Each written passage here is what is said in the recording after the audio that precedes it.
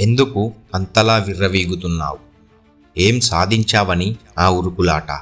ఎందుకు ఈ కోపం? ఎందుకు ఈ అసహనం? ఎందుకు ఈ బాధ? నీపై నీవే అసహనం చెందుతున్నావా?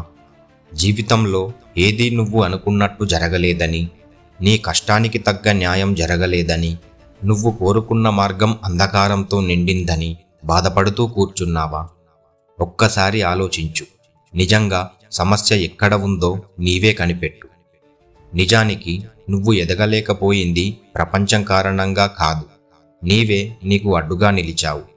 కోపంతో, బాధతో, అసహనంతో నువ్వు ఒక అగ్నిపర్వతంలా మారిపోతున్నావు. కానీ ఆ అగ్ని బయటకు పొంగి పడితే అది నిన్ను కాదు, నీ భవిష్యత్తును కాల్చేస్తుంది. అలా విర్రవీగటం వల్ల ఏమి సాధిస్తున్నావు? నువ్వు మారుతున్నావా? లేదు. నీ సమస్యలు మారుతున్నాయా? ఖచ్చితంగా కాదు. విర్రవీగటం ఒక బలహీనత. దీని వెనక ఉండి నిరాశ, నిస్పృహ, పరాజయ భావన మాత్రమే. కానీ విను, నువ్వు ఒక పిడికిలిని బిగబట్టి నిలబడితే అదే నీ బలాన్ని చూపుతుంది. నువ్వు మౌనంగా ఊపిరి పీల్చి ముందుకు నడవగలిగితే అదే నీ నైతిక స్థైర్యాన్ని తెలియజేస్తుంది. నీ చుట్టూ నిన్ను అవమానించేవారుంటారు, నిన్ను అర్థం చేసుకోలేని సమాజం ఉంటుంది. కానీ నువ్వు నిన్ను అర్థం చేసుకోగలిగితే చాలు, మిగతా ప్రపంచం మారిపోతుంది. నువ్వు ఎందుకు విర్రవీగుతున్నావో తెలుసా?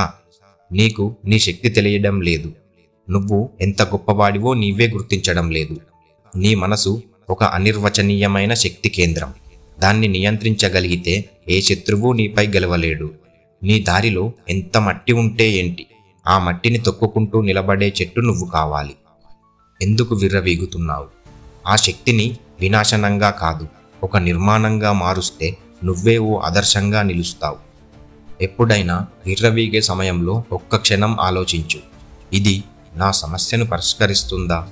నా లక్ష్యం దగ్గరికి నన్ను తీసుకువెళ్తుందా?